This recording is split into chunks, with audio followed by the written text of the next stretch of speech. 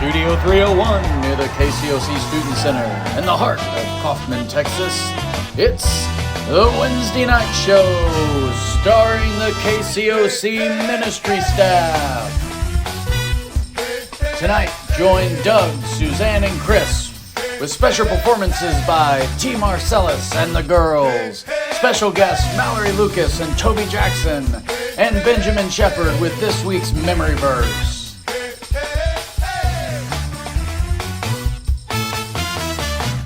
And now, here they are, your KCOC ministry staff.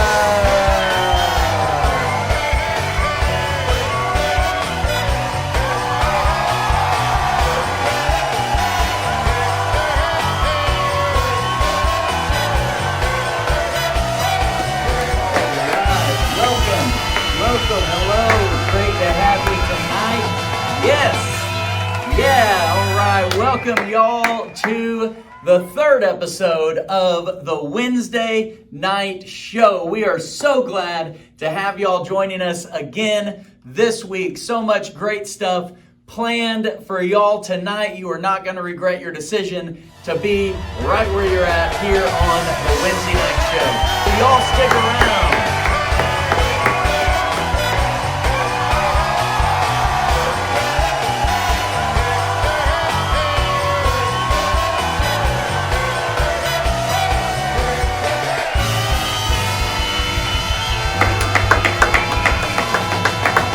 Well, good evening and welcome, everyone. We have a great show for y'all tonight. But first, we want to recognize our winners from last week's show. Yes.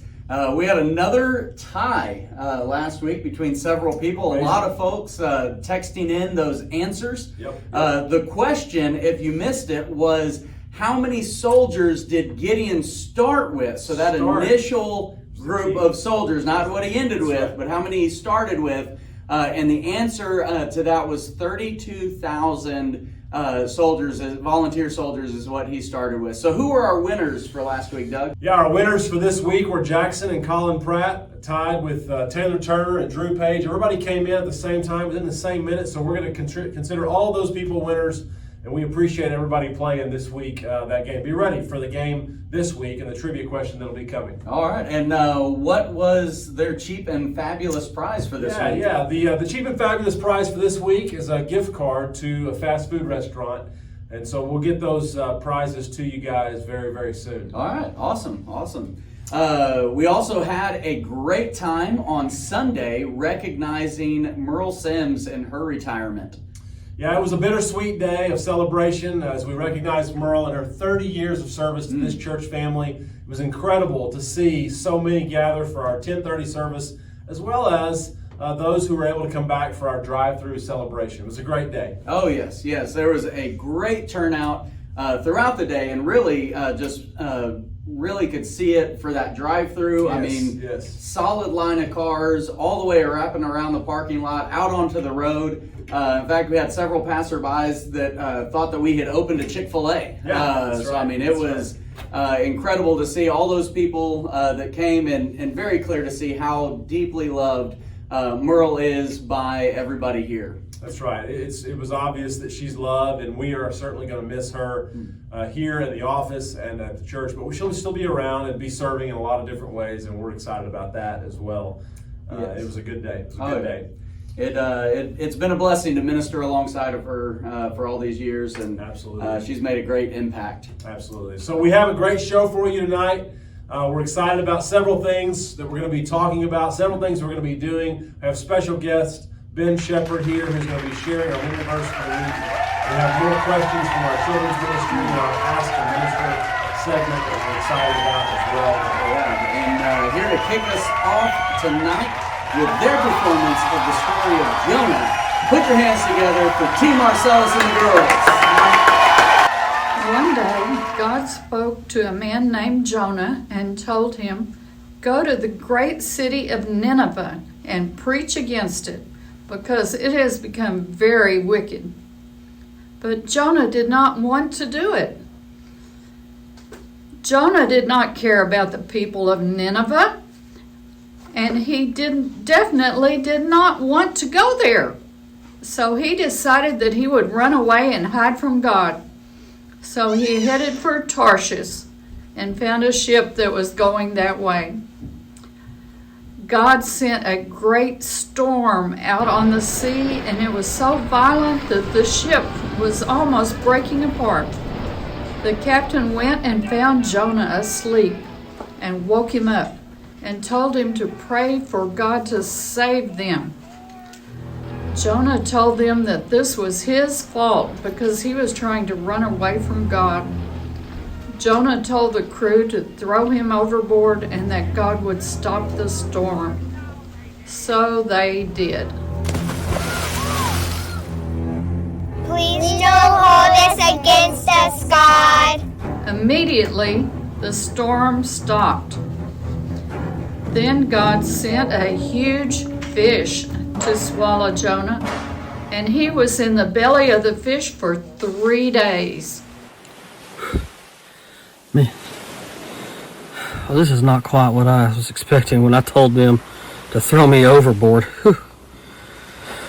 Thankfully, my phone was fully charged, and I don't have any service, but at least I can make this video log for whoever finds this in their dinner seafood platter one of these days. Whew. Man, fortunately, I dropped my mask, and man, it really stinks in here. Oh man, I wonder which way this fish is swimming. Maybe I'll still make it to Tarshish. This might end up being a better spot than hiding than that boat. Alright, well, video day log 2. Well, I think this is day 2. It's kind of hard to tell. There's no windows in here at all. I did manage to sleep pretty well.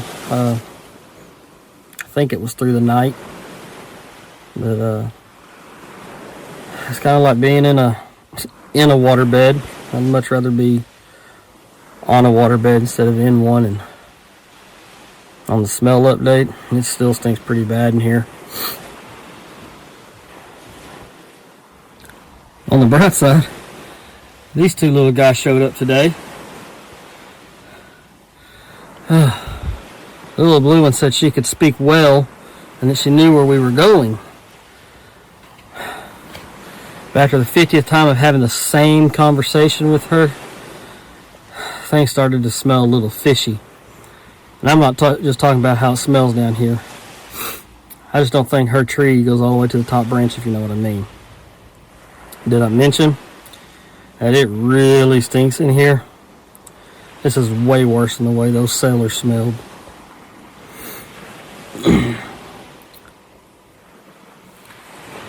Day 2 update. I think it's still day 2. My little friends left. They went right up through that blowhole. I tried to follow, but my head got stuck. I did learn, however, it's better to have your head inside of a fish when it goes back into under the water. Yeah, on the bright side, it really flushed out my sinuses. Now I can really tell you without a doubt that it is really, really stinky in here. Well, this is my day 3 update. I think it's day 3. I really don't want to be in here anymore. I really wish that I had just done what God had asked me to in the first place. All this time I've been here trying to run away from God, but when I was in that storm and in the water and then going down the throat of this fish, in all of those moments, all I could think about was God. All I wanted was for God to save me. If I ever get out of here, God, I'm going to Nineveh just like you asked me to. Wait. What is that? Oh no, that does not sound good. No.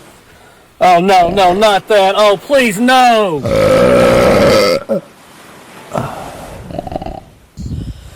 Oh. That's one way to come out of a fish. Jonah kept his promise and journeyed to Nineveh to preach salvation to them. He told them that they were not living like God wanted and that God was going to destroy them. The Ninevites were sorry for the way they had been acting and apologized to God and started living right. God decided not to destroy the city and forgave them. Deeper Thoughts with Doug Page.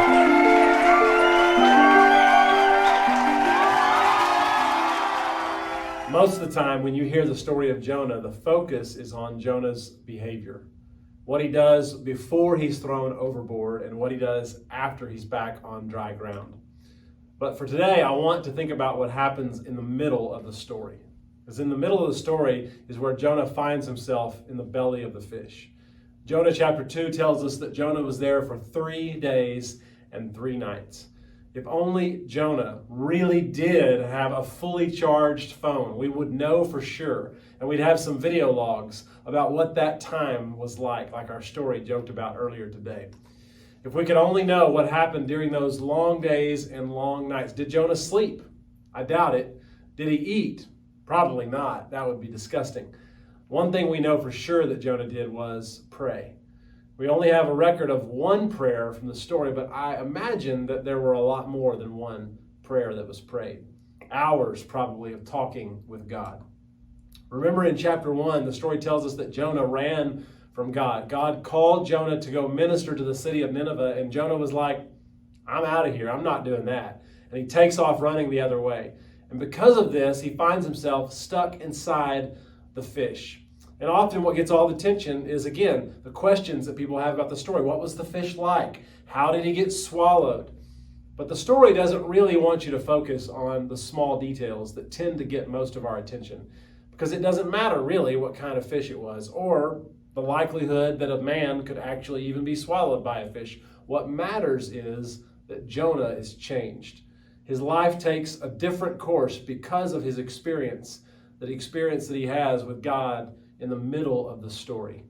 And in the story, the place that experience with God takes place was while he was alone for 3 days and 3 nights with God.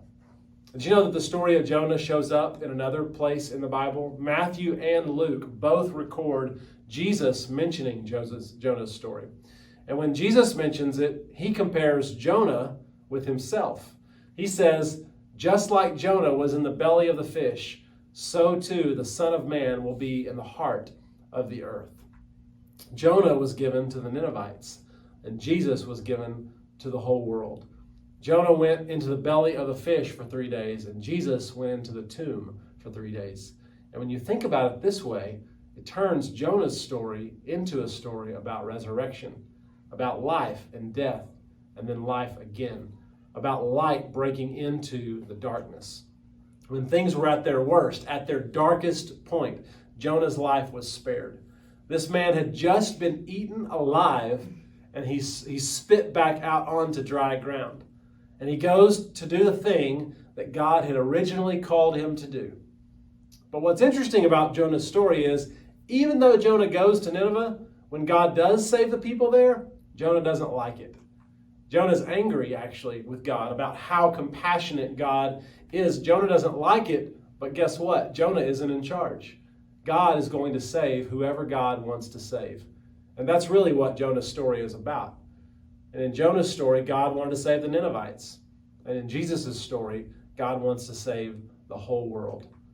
So deeper thought number 1 that I want you to take away about Jonah's story is this. Do what God says the first time so you avoid being eaten by a fish. But that leads to a more important and a serious, deeper thought from this story.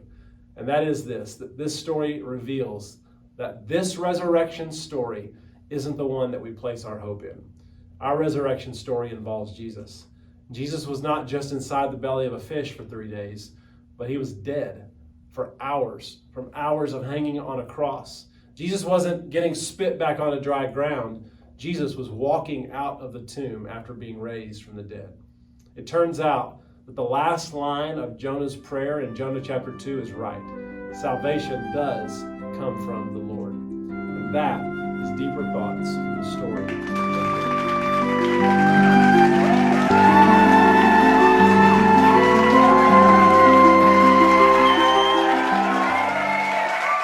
It's a Bible Trivia Challenge.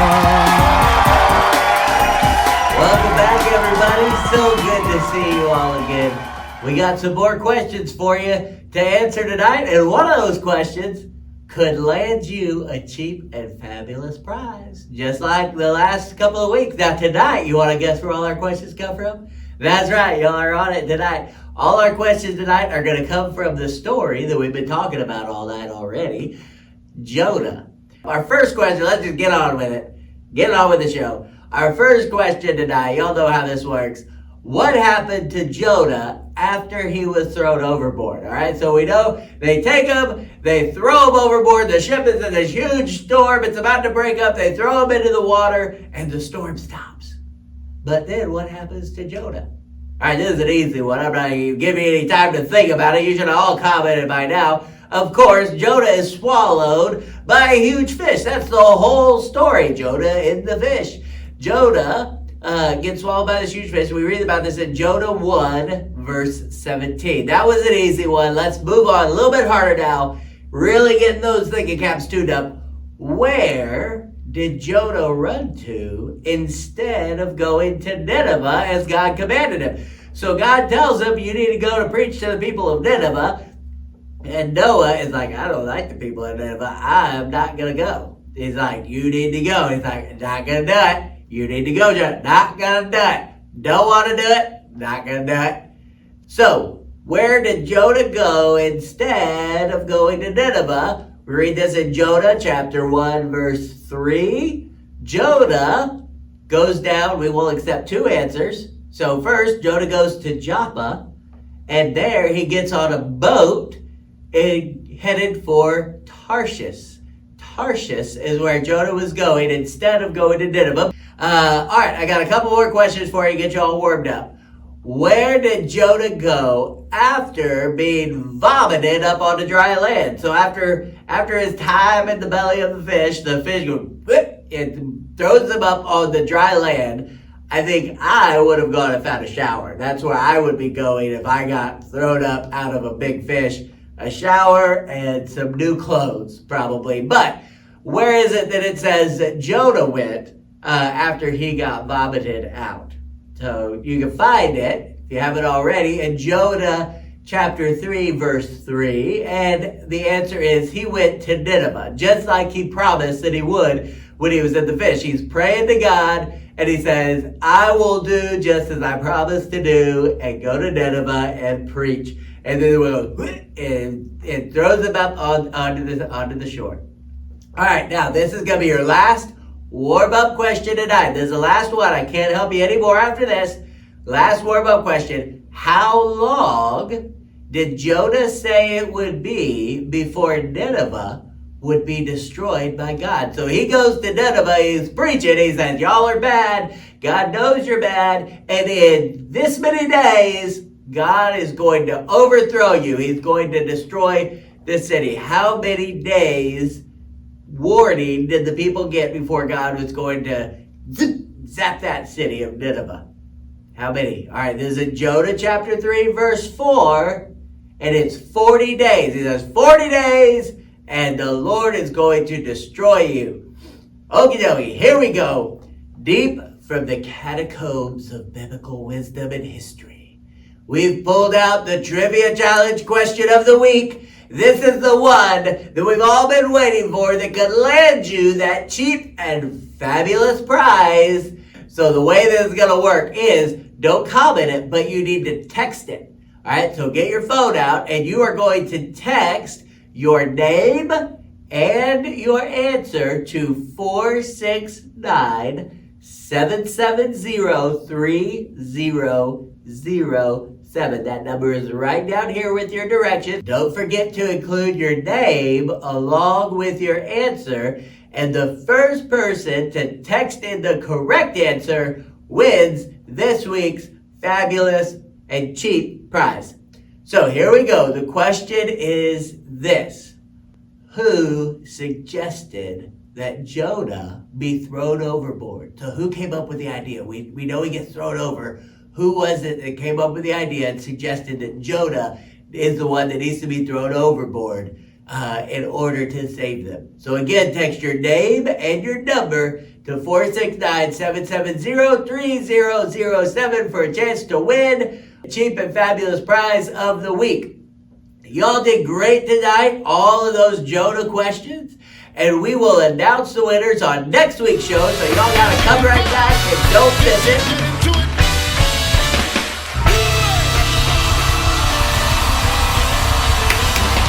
Welcome back, everyone. We have a really fun game for you tonight that you can play at home. It's very simple. All you need is a paper plate, a plain piece of paper, some scissors, tape, some colors, markers, crayons, or whatever, and something to make a blindfold. I brought my friend Pinky with me tonight because she loves a good fish story, and she's going to help me draw my fish, make my fish. First of all, with your paper plate, you're going to cut out a triangle, a pie-shaped triangle.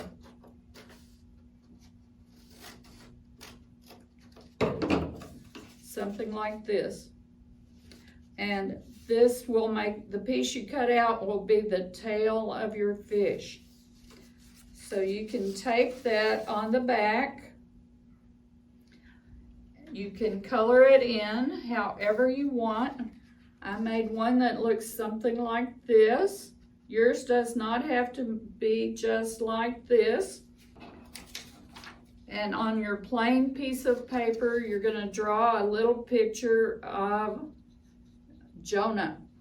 It can be just a stick figure. It doesn't have to be fancy. It's up to you. It doesn't need to be very big. You'll tape this on the wall. You'll put some tape on the back of this with the sticky side out. And you're going to play a game kind of like pin the tail on the donkey. Then you take turns putting on the blindfold and trying to stick the fish on top of Jonah. Be sure to post and share your pictures and videos with us and let us know who won at your house. Thank you for joining us again this week. We hope you enjoyed it. And now it is time for a segment we'd like to call Ask the Minister.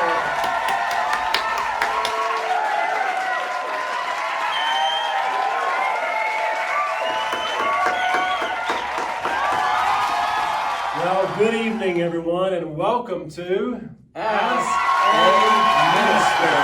As you know, we get asked a variety of questions as ministers, and we thought we would share some of those with you for this segment. Our questions tonight come from our elementary students, and so we want to share those with you now. Tonight, our first question comes from Mallory Lucas, and she asks this. Hi, I'm Mallory Lucas, and I'm in 2nd grade. And I have 2 questions for Mr. Dodd to answer.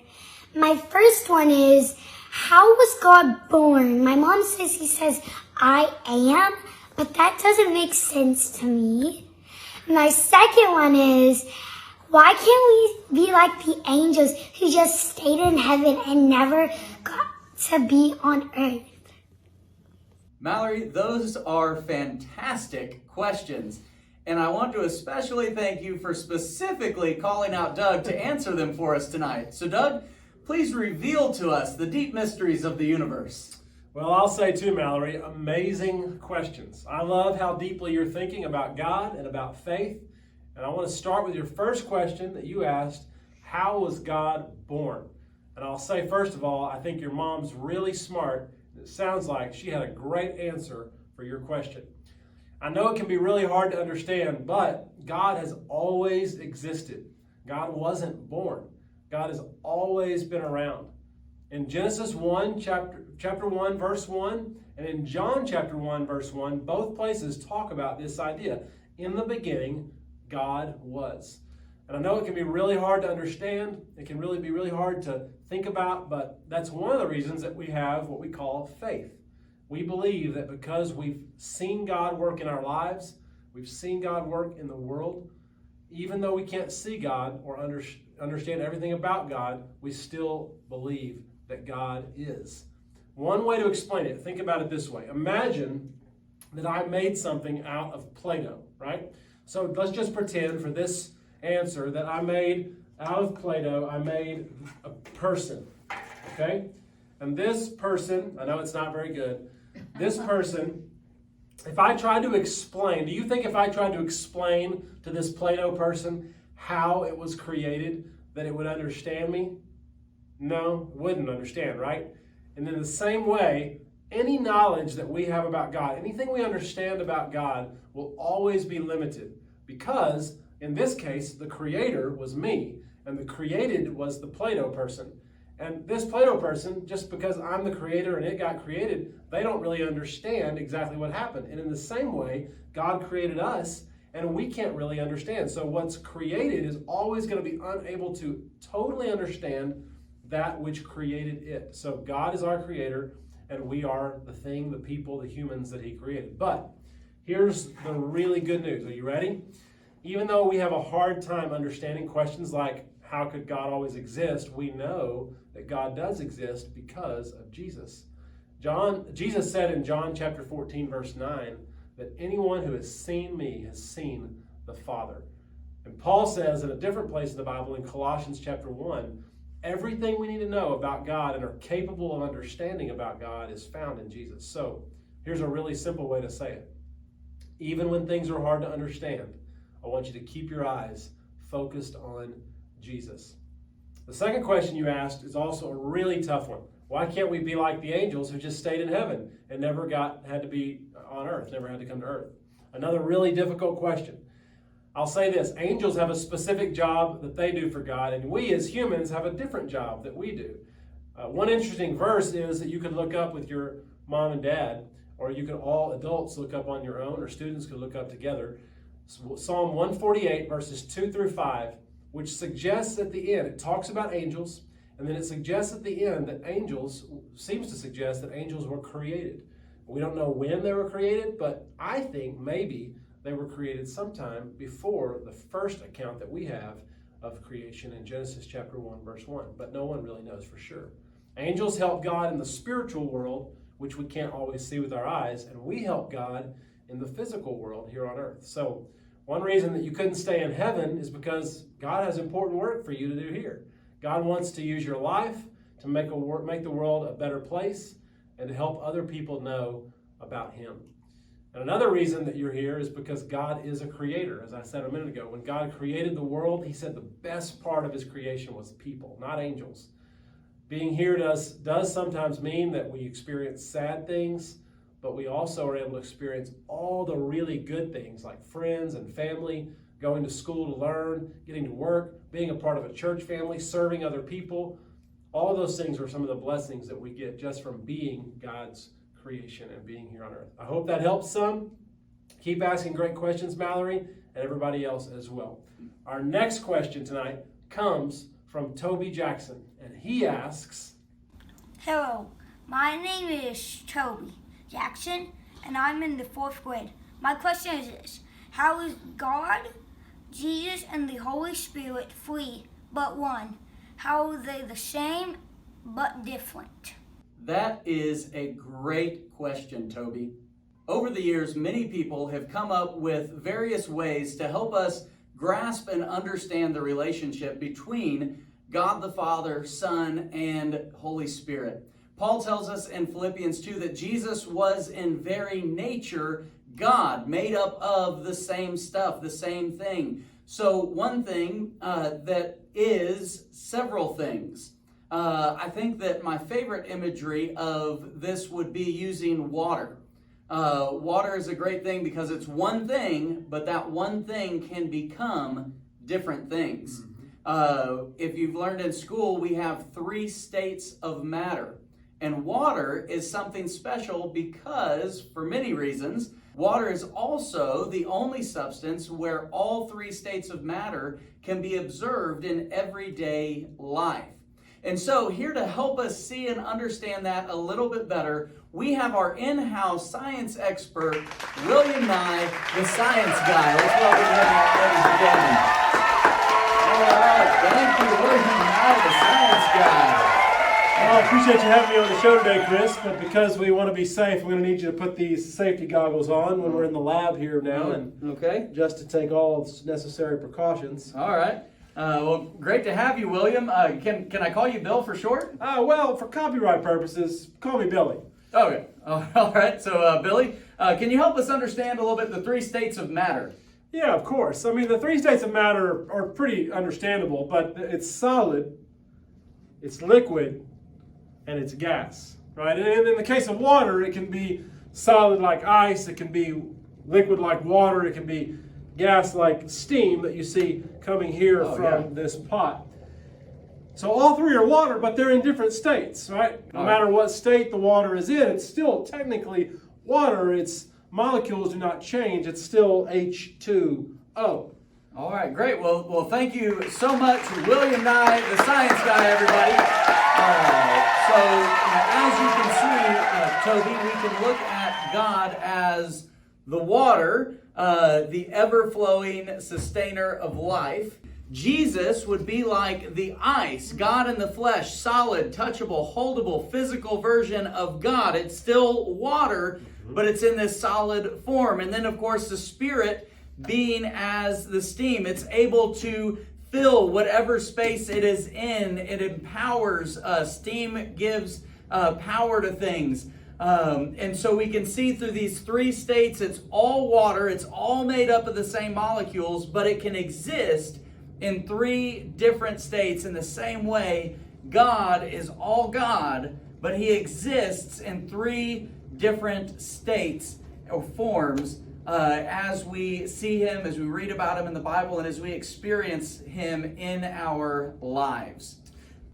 Well, we want to thank both of you for those fabulous questions. They were incredibly deep and thought-provoking, and we hope that our answers were a little bit helpful. Until next time, y'all keep asking those great questions, and we'll see you again on Ask a Minister. All right, welcome back, everyone. As we have dug into the story of Jonah tonight, one thing has become apparent. Jonah was faced with several choices, and every choice has a consequence. And in Jonah's case, some of those consequences were very unfortunate.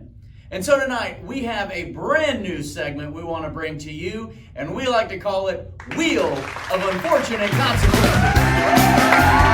Good evening and welcome to Wheel of Unfortunate Consequences. Our contestants tonight are Suzanne and Bud. Why don't y'all tell us just a little bit about yourselves? Well, thank you for asking, Chris. I am feeling sharp as a tack tonight. All right. I just wish I could remember where I put my glasses. I'm sure you can think about it. It'll be right on the top of your head before you know it. Doug? Well, I'm glad to be here. I'm looking All forward right, to that's fantastic. So this is how the game is going to work. Each of you will be asked to complete a verse from Jonah's prayer found in Jonah chapter 2, verses 2 through 9. But to make it just a little bit of a challenge, because I know y'all are probably very well versed with that chapter, we will draw from a hat a random translation that we would like you to complete that quote from. Whoever gets the closest is going to win, but the loser will have to spin from the Wheel of Unfortunate Consequences. On the wheel tonight, we have shave off your eyebrows.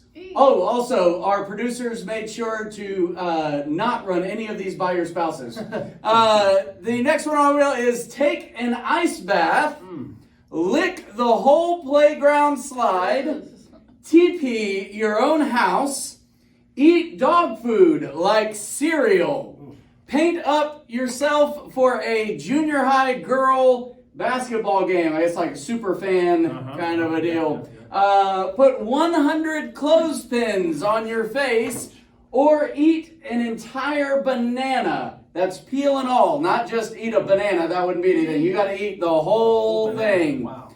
So, we're going to go ahead and let Suzanne go first. And let me get our cup of all of our different translations here. Suzanne, you're going to be doing your best to complete a verse. So I'm going to read part of a verse and stop, and you have to complete that verse. It will be somewhere in verses 2 through 9 there of Jonah's prayer. And you are going to be reciting that in the form of, oh, there we go, the New International Version. All right, so you get the NIV. Should be a breeze for you. And your verse is this. I believe it comes from, this is verse 8 from chapter 2. And it starts like this. When my life was ebbing away, I remembered you, Lord, and fill in the blank. Complete that verse. My prayer rose to your holy throne room. Oh, wow. Great job, Suzanne. That was really, really close. You did miss a few things. Very impressive, though. What we were looking for was my prayer rose to you, to your holy temple, not throne room, but really close. All right, Doug, Suzanne did a pretty good job. She set that bar really, really high, but you're going to have to do better if you want to win and keep from having to spin the wheel. You will be completing a line from Jonah's prayer, and you will be doing it in the form of, let's see, we'll just do one of them here. So, Okay, thank you. All right, you have the New American Bible, but the revised version. Oh, man. All right, It was so just the New American Bible. yeah, this is the revised edition. I'm not So sure make I it have harder. the revised edition down pat. Yeah, all right, and yours is going to be verse 7. Okay. So it starts like this. I went down to the roots of the mountains, blank. Okay, I went down to the roots of the mountains, and I think the next line is, the ground closed its bars around me. The ground closed its bars around me, but you, O Lord, brought my life up from the deep. Oh no, Doug, I'm sorry. But what we were looking for was I went down to the roots of the mountain to the land whose bars closed behind me forever. But you brought my life up from the pit. The pit. Oh Lord, my God. Is that revised version? It was a revised edition. What threw you off. So, if it had been just the other one, I would have probably gotten it right. that means that Suzanne, you are off the hook. You win, and Doug, you lose. But what you do win is a chance to spin the wheel of unfortunate consequences. So hit that buzzer and spin that wheel. Oh, here we go. Oh, please be eyebrows. Please be eyebrows. Please be eyebrows. Oh, you need a banana. You gotta eat the whole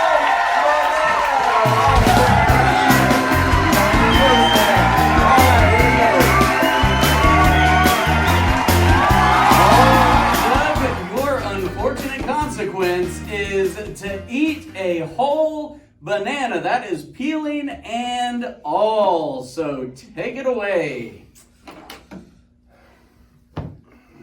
Yeah. Cleanliness is next to godliness. Got to keep it off the suit. All right. See how this goes down. Lots of fiber I hear in that peeling. So, all right. Let's see. Here we go. Yeah. This reminds me of Presley at the dinner table with her vegetables. Oh, So, a little bitter, yeah. At that stage there. It's all the vitamins and nutrients. Well, So- just gonna do some small bites. Smaller, right? Yeah. Feel really, really bitter when we get to that. Chewing of the There's probably a reason that not even the gorillas eat that part. So They don't eat that part either? I'm pretty sure they feel it.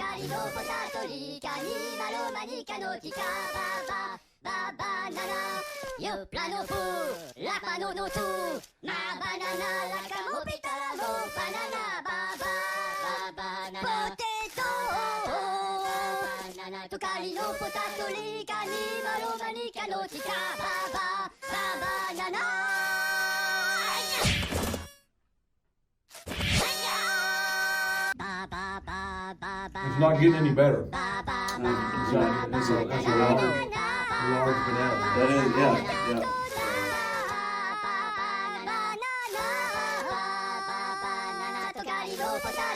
Get down to the tasty parts there at the end. Really looking forward to that. I'm pretty full. I actually like bananas too, so You may not after this. I'm thinking I may be done after this. You may not eat a banana for a while. That's the intriguing part. That's when inquiring minds want to know, what does the stem of a I'm banana? gonna crack a tooth on that stem right there. Yeah, it may. It's all for the people. That's it.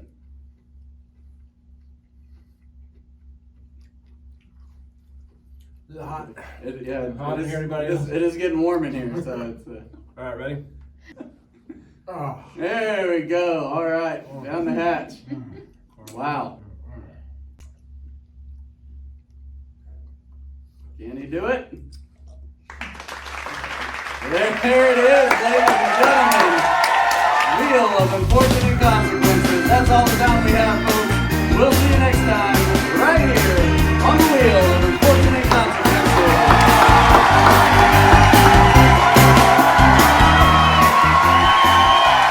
Good evening. We have a new memory verse for you to work on this week. I really want to encourage you to try to memorize this. Parents, work on it with your children. Adults, memorize it for yourself. Write it down and put it somewhere where you will see it every day. Our verse this week is Psalm 103, verse 8, from the New International Reader's Version. And here to read it to us is Benjamin Shepherd. Psalm 103, verse 8. The Lord is tender and kind. He is gracious. He is slow to get angry. He is full of love. Great job, Ben. I hope you all will take some time this week to work on memorizing this wonderful verse. All right. Thank you all for joining us for tonight's show. We had a great time tonight. Thank you for everyone who helped make this show possible. For Ben Shepherd sharing our memory verse with us. For Toby, for Mallory, for those awesome questions. For Todd Marcellus and the girls presenting the Bible story for us. All that stuff was so great. Had a great show. So thank you guys for being here. Y'all stick around.